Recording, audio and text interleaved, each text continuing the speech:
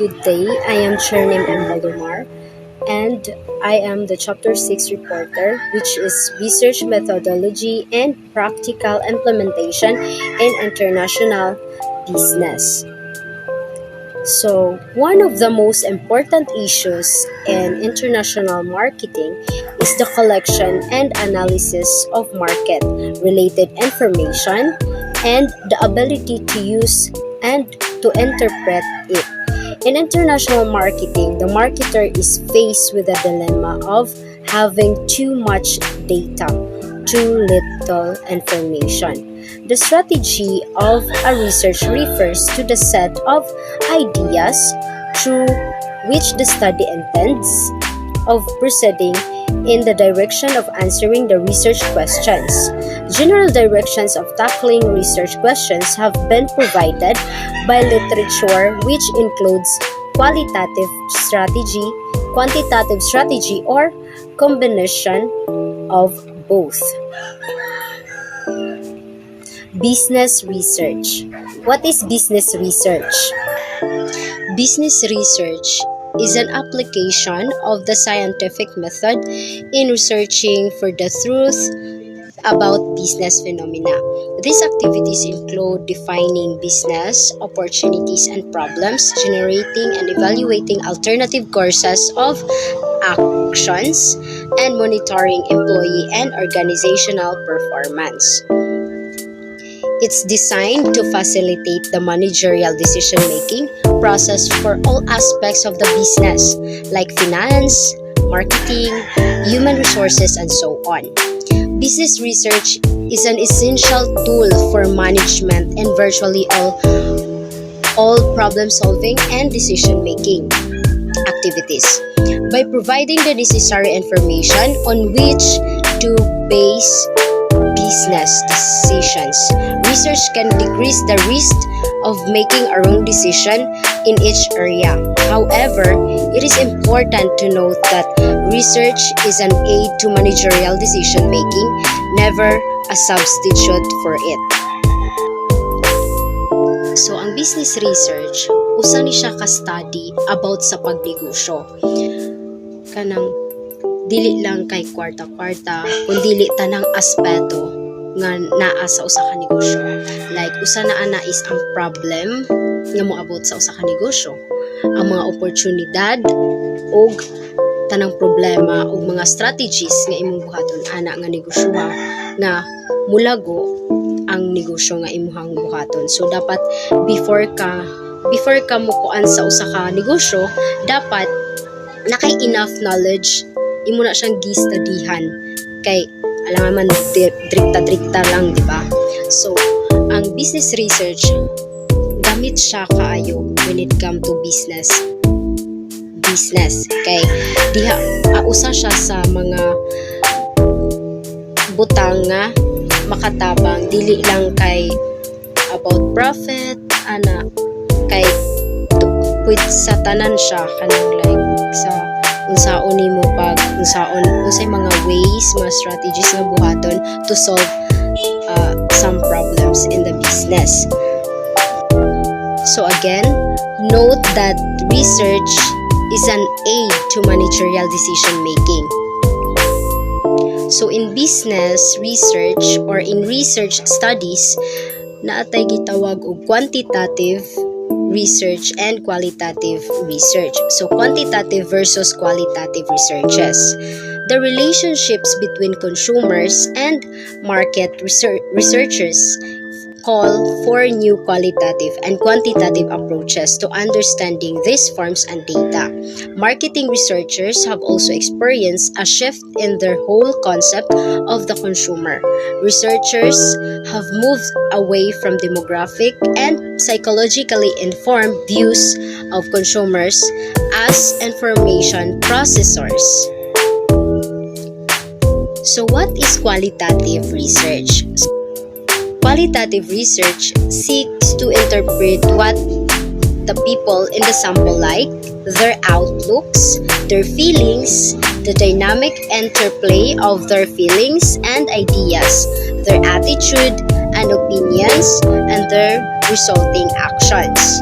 It is used in and ideas, their attitude and opinions and their resulting actions. It is used in international marketing research to formulate the defined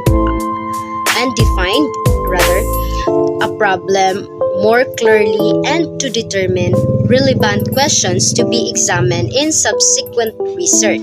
So, gigamit ang qualitative research sa international marketing research para mo formulate og pag-cut-on or paghatag og kanang sabot sa usa ka problema, kanang klaro nga pagsabot sa usa ka problema nga atubangon og mga kanang sakto or kanang direct to the point siya or clear nga kanang mga naunsa ang maunga unsa ang posibleng mga problema nga moabot sa kanang pag-market ug mga kanang mga connected nga mga questions nga pwedeng mahimong questions sa imong nga study sa imong pagamaana nga study mga kanang pangutana kung anong ga-study ka ana.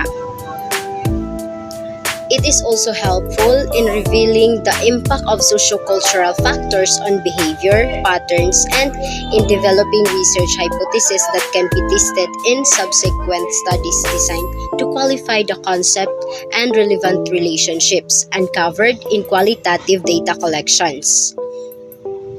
Qualitative research is exploratory and involves using unstructured techniques based on small samples. It helps to find out what it is that people like or dislike about a product, service, or advertisement and why they felt that way. So, ang qualitative research is kanang you need to explore a lot of things, a lot of data, and a lot of information.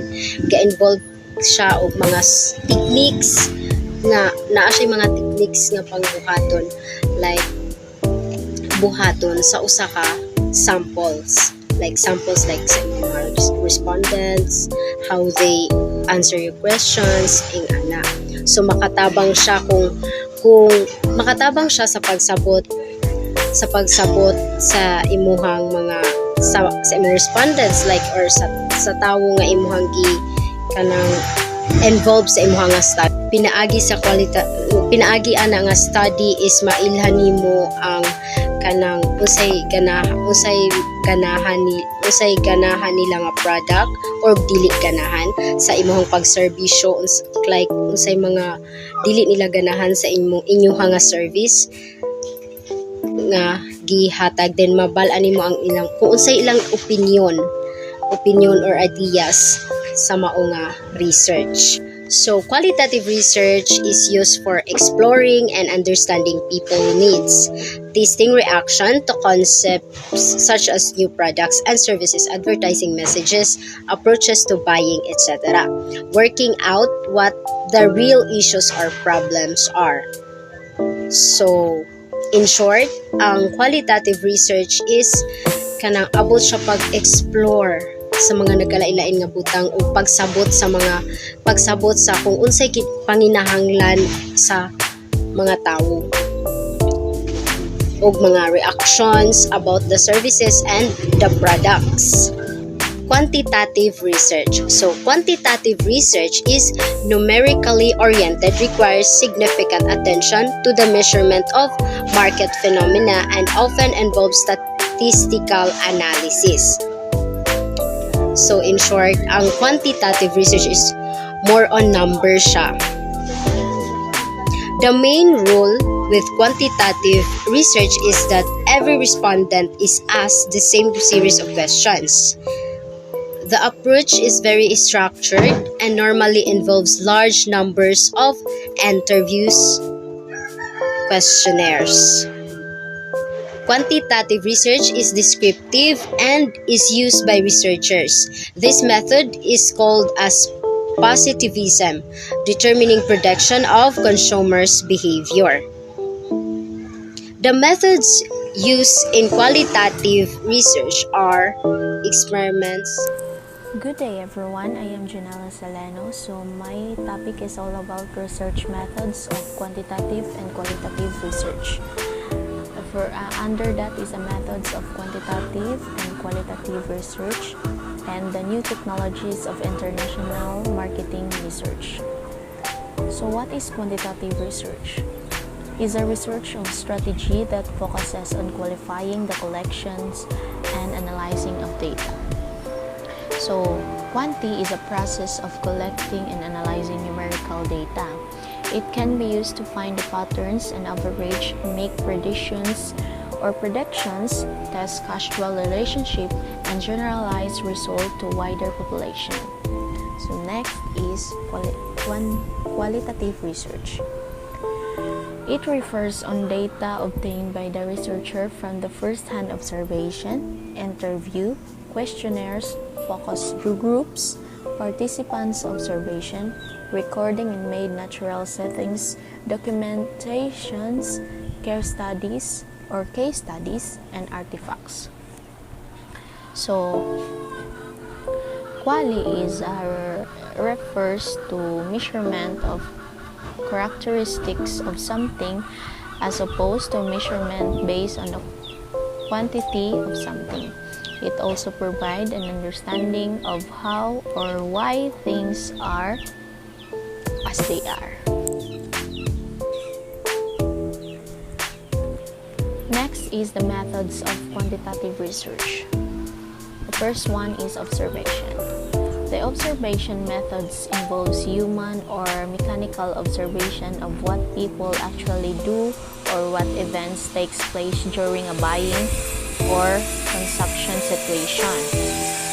These methods is techniques in which the behavior of the research subject is watched and recorded without the direct contact. It also used to independent for the combination with other methods of job analysis. The next one is experiment. It is the methodical procedure carried out with the goal of verifying, falsifying, or establishing the validity of the hypothesis. These methods provide insight into cause and effects by demonstrating what outcomes occur when a particular factor is manipulated. An experiment is what the empirical methods that obturates between the competing models or hypotheses. So empirical means the origin or the base of the observation or experience. Next is questionnaire. A questionnaire is a quick and efficient way to obtain information from large number of employees. So, questionnaires is a list of written questions that can be complete in one of two basis ways. The first one is respondent could be as complete the questionnaires with the researcher not presented. So, example ani is kanang mga Google form. Next is kanang respondent could be asked to be complete the questionnaire by verbally responding to question of the presence of the researcher. Kanang face-to-face and question. Next is type of quantitative research methods. The first one is informal observation. This procedure are considered informal is typically no systematic plan for timing and the observation, nor is there any attempt to verify the reliability of the observation. Next is indirect observation, where the information of interest is obtained from the source other than the customers. The most common methods of indirect observation involves the interviewing customers who knows the target purchase well enough to provide meaningful information. Next is the formal observation. Such methods not only consider the time and the duration of the observation methods, but also the precise behavior to be observed and the procedure used to record them. So next is the type of experiment. Singular expertise or expertise. So example kanang sa writing. The expert is the question and he answered through sa writing. And sa verbal, the expert is invite and he answered on question. Next is discussion with a group of expert. Discussion with a group, so as a group. Next is the group discussion with the special scenarios and high of moderator. Dire na ang mga brainstorming. Next is the type of questionnaire methods. The first one is structured questionnaire. It is used a standardized list of work activities called the task inventory. The job holders or the supervisor may identify as related to the job. It covers all job related to task and behavior. Each task or behavior should be described in terms of features such as difficulty, importance, frequency, time spent, and relationship to performance. Next is open-ended questionnaires. Ask the job holders to describe the work in his or her own words.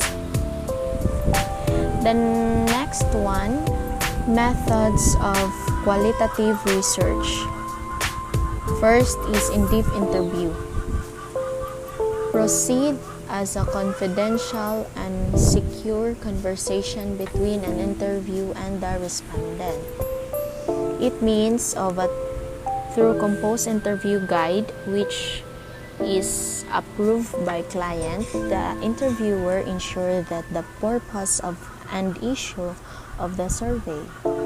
So example, kanang mga personal interview, telephone interview, mail or postal interview, and online survey. The next is group interview. Is a qualitative methods of collecting data. Group interview is when an employee or team of employers interview multiple candidates at the same time, or when a team of employees form a panel to interview one candidate. The next is projection techniques. They are applied so as to provide in-depth knowledge about subjective and often subconscious attitude towards brand and organization. Projection techniques are the indirect and unstructured methods of the investigation which have been deployed or developed by the psychologists and use projection of respondents for inferring about underlying motives, intentions with cannot be secured through direct questioning as the respondent either resists to reveal them or is unable to figure out himself. Next is metaphorical analysis, an unconventional way of describing an object, events, or situation as other object and event of situation. Metaphor provides an opportunity to examine phenomena from the unique and creative perspective. It also provides a structure to the data to understand a familiar process in a new light. So that's all my report. For the activity, all you have to do is to get one piece of bond paper, make a marketing slogan that has another interpretation in other foreign language. First, make it simple, just a handful of words. Second, originality and make it to catch someone's attention. Third, a slogan has to be consistent with your product. And the fourth one, highlight the key characteristic. So for your guide, just look to the sample or example that we give. If you took a picture on your store signage, poster, and send it to the Facebook account named Nasli Cubilla. Be creative in making your slogan. For our assessment, just write your answer in a scratch of paper and send it to Nasli Cubilla. So that would be all. Thank you.